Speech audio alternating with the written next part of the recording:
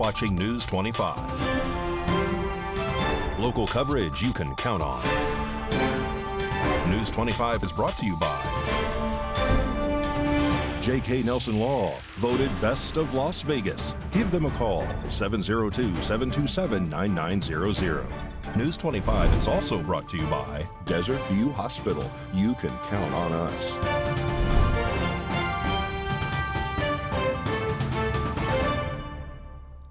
Thank you for joining us here on News 25 and Ace Country Radio and streaming at KPVM.TV and now on Roku. I'm David Preston on this Friday, March 8th. On Thursday evening, President Joe Biden gave his State of the Union address and spoke on subjects such as the Ukraine and Israel-Hamas wars, reproductive rights, the January 6th insurrection, and more. RJ Camacho has this story. On Thursday night, President Joe Biden gave what could be his last State of the Union address should he fail to be re-elected this November. He started off by saying the times we live in are unprecedented, where both freedom and democracy are under assault both in the states and overseas. He began with the Russia-Ukraine war and talked about providing weapons to Ukraine, believing that Putin won't stop at just Ukraine. I say this to Congress, we have to stand up to Putin. Send me a bipartisan national security bill. History is literally watching. History is watching. If the United States walks away, it will put Ukraine at risk. Europe is at risk.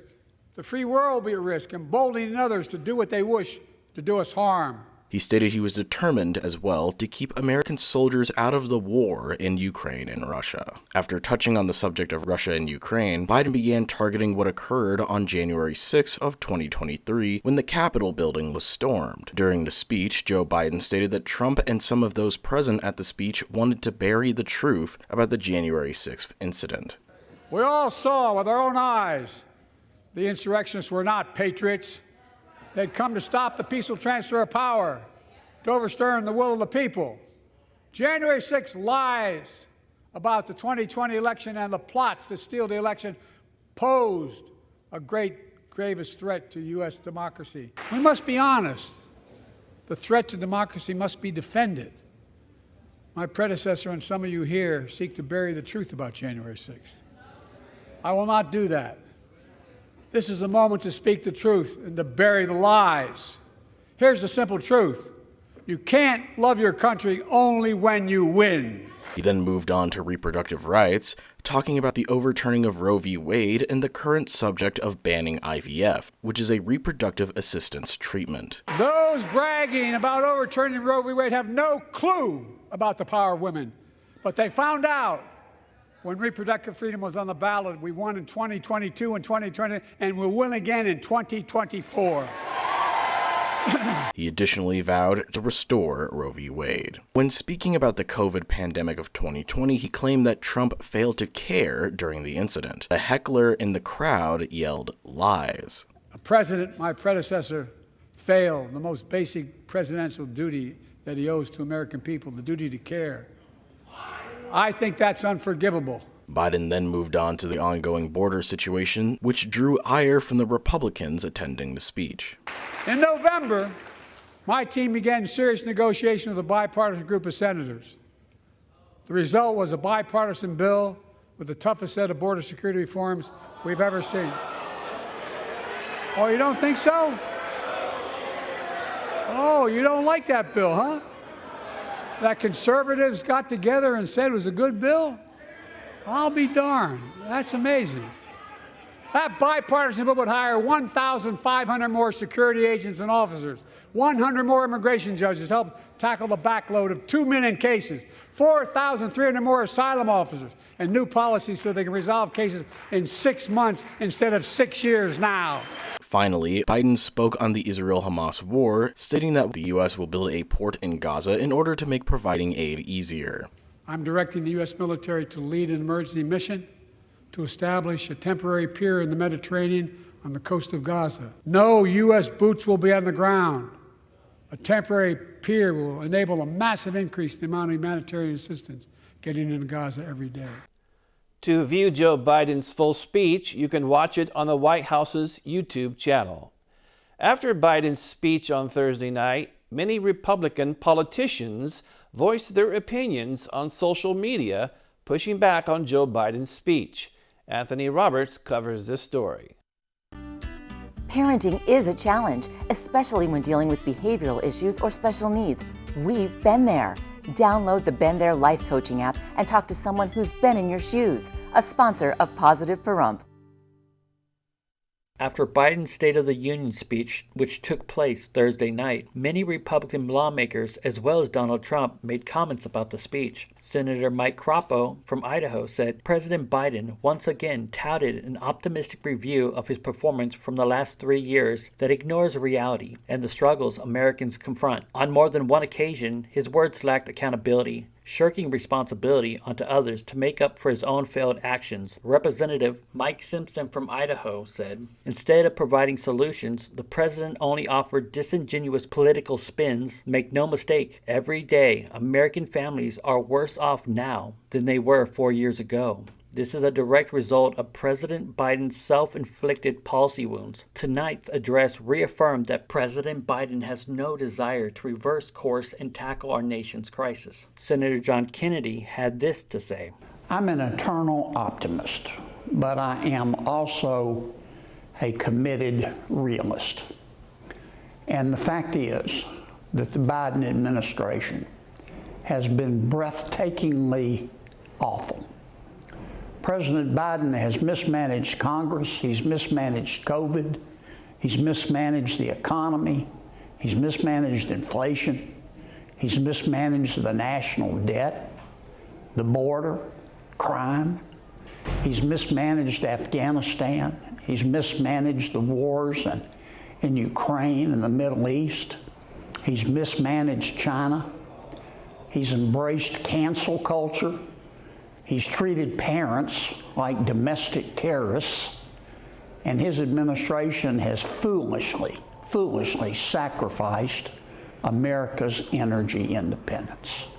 Tonight, the president voiced some pretty words in his State of the Union speech, and he tried to tell us that the State of the Union is good and that he has done a good job. And any fair-minded American knows that that is not true. Any fair-minded American knows that the guiding principle of this administration has been, let's do the dumbest thing possible that won't work. That is the unvarnished truth, and the American people deserve better. Donald Trump also commented on the matter. Joe Biden's sad excuse for a State of the Union address aside, here are the facts. When I left office, we gave Joe Biden the most secure border in U.S. history. We gave him remain in Mexico, very tough to get, but I got it. Safe third agreements, the asylum ban, Title 42, 571 miles of border wall, rapid deportations, and much more. What's happened now is a horror show. The country, our country, is being laughed at all over the world. It's time to tell crooked Joe Biden, you're fired. We have an update on the Baby Benny story after the break.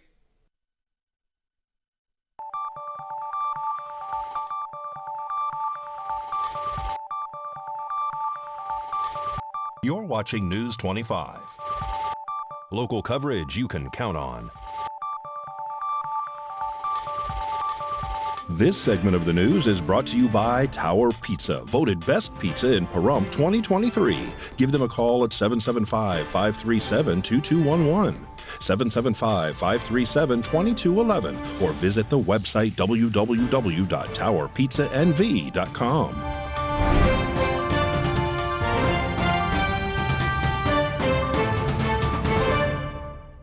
And welcome back to News 25. A memorial service for baby Benny was held today at 11:30 this morning, located at the Latter-day Saint Church on East Mance Road. Service was held to honor the life of Benny, whose life was tragically taken by a drunk driver on February 23rd. 88 people attended this service to show their respects to the family and to baby Benny. May he rest in peace. News 25 offers our condolences to the family. Early Wednesday morning this week, Pahrump Valley Fire and Rescue were dispatched to a structure fire on Windy Lane. News 25 caught up with Fire Chief Scott Lewis to give us the details. Early Wednesday morning, just after midnight, Pahrump Valley Fire Rescue was dispatched for a report of an unknown type fire. As crews were preparing to respond, Nye County Dispatch informed them that, in fact, there was confirmed working structure fire with an unknown status of the occupants and also several reports of extensive explosions. As crews were responding, they could observe fire conditions off in the distance. As we arrived on location, we in fact found two structures. One was a travel trailer and one was a Class C motorhome, both used as fixed structures on the property. We're well involved in fire, with fire through the roof on both structures. There was also livestock on the scene. Sheriff's Office underwent a potential rescue of that livestock and removed the horses from the area. That horse was later recontained to the property without injury. However, as quick as the firefighters were able to extinguish that fire, we commenced a primary search from the exterior due to the severe fire damage to both structures, and at which time they found that a single occupant had not been able to successfully egress from the structure and passed away in the fire. Crews then immediately preserved the scene. We initiated an extensive investigation which involved not only Pahrump Fire Rescue, but the State Fire Marshal's Office and also the Nye County Sheriff's Office. The victim was later removed and the decedent was transferred to the mortuary, and crews continued the investigation. While it appears at this point that there's no intentional act, we are looking at a potentially accidental fire.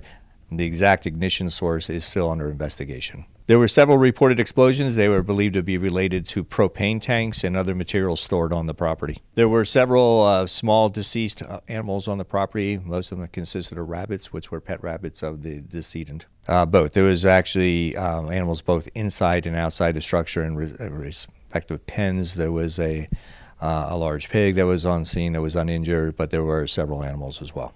Approximately 2 weeks ago, Pahrump Fire Rescue was dispatched for a similar incident that occurred on the same property where an individual was injured from smoking while tethered to an oxygen machine. That is part of the ongoing investigation, is determining whether or not a similar circumstance may have presented. An officer with the Nevada State Police has been arrested on suspicion of driving under the influence. RJ Camacho reports. An officer with the Nevada State Police has been arrested on the suspicion of driving under the influence after a crash occurred last week in Las Vegas. The crash occurred on March 1st in the area of Blue Diamond Road and El Capitan Way, according to a driving report from the Las Vegas Metropolitan Police Department. An officer wrote in the report that Kevin Bonilla, the Nevada State Police trooper, had bloodshot, watery eyes and appeared slightly confused. Bonilla told officers that he was driving home when another car came into the intersection, causing him to swerve and go over the median. Officers alleged that an intoxicating beverage could be smelled coming off of Bonilla's breath, and additionally it was reported that he had admitted to having consumed alcohol at some point. However, the exact details on that statement were redacted from the report. He was placed under arrest for driving under the influence after a field sobriety test was conducted. According to the Nevada Department of Public Safety, Kevin Bonilla is currently on administrative duty, dependent on the results of the LVMPD's investigation. Bonilla is scheduled for a court hearing on July 2nd and posted bond after his arrest. One local recovery leader has found a solution for homelessness, drug addiction, and mental illness that is not based on handouts. Las Vegas correspondent Maria Centers now joins us with more. As the homelessness crisis soars across Las Vegas, Pahrump, and beyond, local rehab guru Dave Marlin aims to make Nevada safe again. Nevada Stronger came out of Vegas Stronger, recognizing that people in Pahrump usually aren't thrilled with Las Vegas. It's a separate community, a distinct community, but clearly part of Nevada. So Nevada Stronger is part of our rural initiative to provide evidence-based substance use disorder treatment and serious mental illness treatment to people in rural communities. In long-term sobriety himself, multimillionaire Dave Marlin has dedicated his life and resources to the Silver State's most vulnerable population. We know now that Housing First has not worked. It has not worked for decades. So we here, our mission is to find out why they're homeless. There's a reason they're homeless, whether it's drugs, alcohol, mental illness. Once we address that, we can find a place for them to live. And they appreciate it more because they earned it. Unlike traditional rehabs, Vegas Stronger and Nevada Stronger are based on self-sufficiency. Nevada Stronger provides same-day access to behavioral health care. There's so many people who are struggling. They're struggling with trauma. They have an overuse of substances of all kinds, as well as anxiety, depression, and a variety of mental health conditions. That doesn't get solved by giving somebody a house or by giving somebody money. That gets solved through evidence-based behavioral health care treatment. We now provide that right in Pahrump. Reporting from Ward 5, District 6, right here in Las Vegas, I'm Maria Centers with Southern Nevada News Network. Please tune in to our broadcast Monday night, where we take a closer look into Dave Marlin's mission and speak with a client who is getting sober on his own accord. News 25 will return.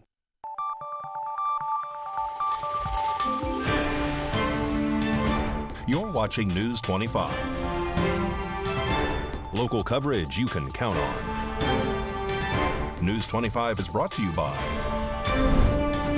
Mountain West Lawyers, Injury Attorneys, 727-9500. And welcome back to News 25. Here's Mikey with your look at sports.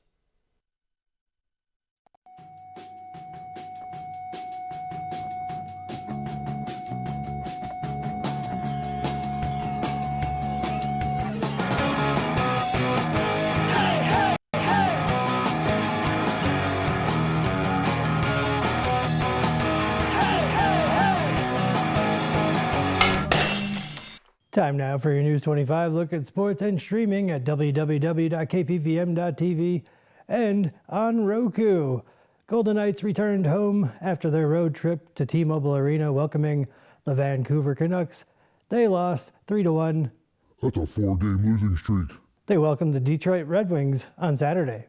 The Golden Knights have added defenseman Noah Hannafin from the Calgary Flames, part of a 3-team trade completed on Wednesday. The Las Vegas Aces have officially sold out of their season ticket memberships. The team announced Thursday that the back-to-back champs have become the first WNBA franchise to sell out season ticket allotment. Las Vegas Aces also unveiled their new threads via social media, which sport a modern silver and black look similar to the Raiders.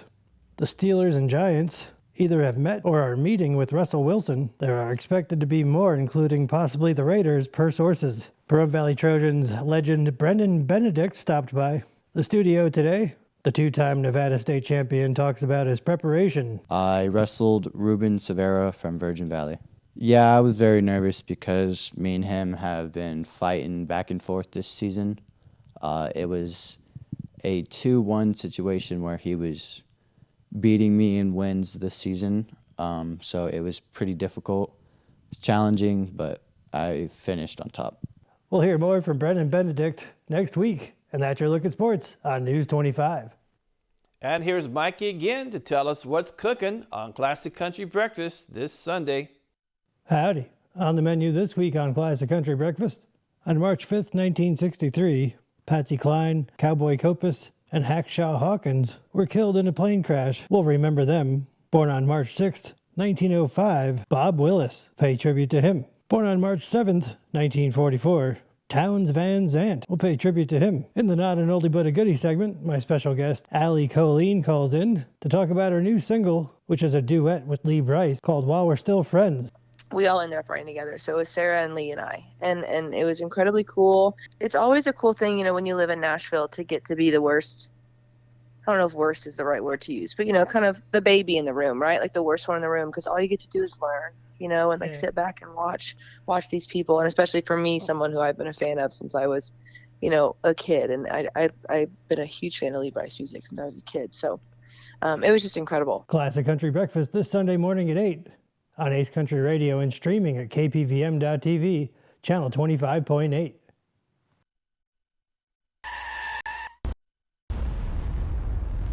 News 25 Weather Cam is brought to you by Lerner and Rowe Injury Attorney's Office in Pahrump. In a wreck, need a check? Call 702-877-1500. Taking a look outside through our Lerner and Rowe weather cam, it's clear skies. Roy Russell tells us what's in store for the week coming up next.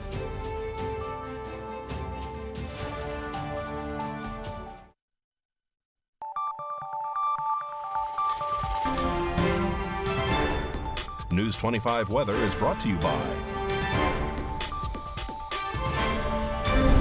Dairy Council of Nevada. Undeniably delicious, undeniably dairy. Enjoy what's real.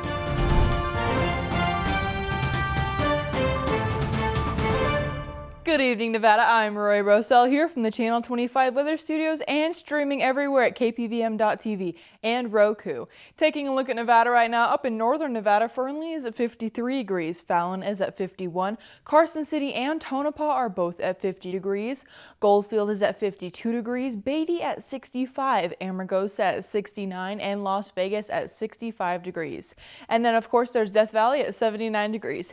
Here in the Paradise of Pahrump, it is currently 63 degrees. The high today is 66 degrees. Just a little while ago, it was 66 degrees. It felt really good today.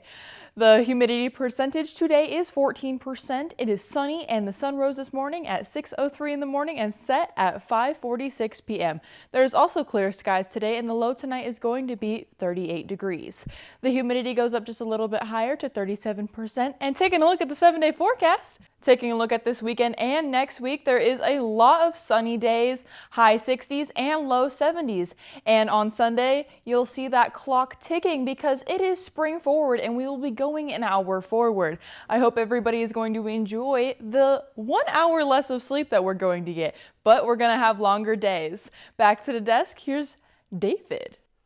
Thank you, Rory. Well, remember to turn your clocks ahead 1 hour early Sunday morning.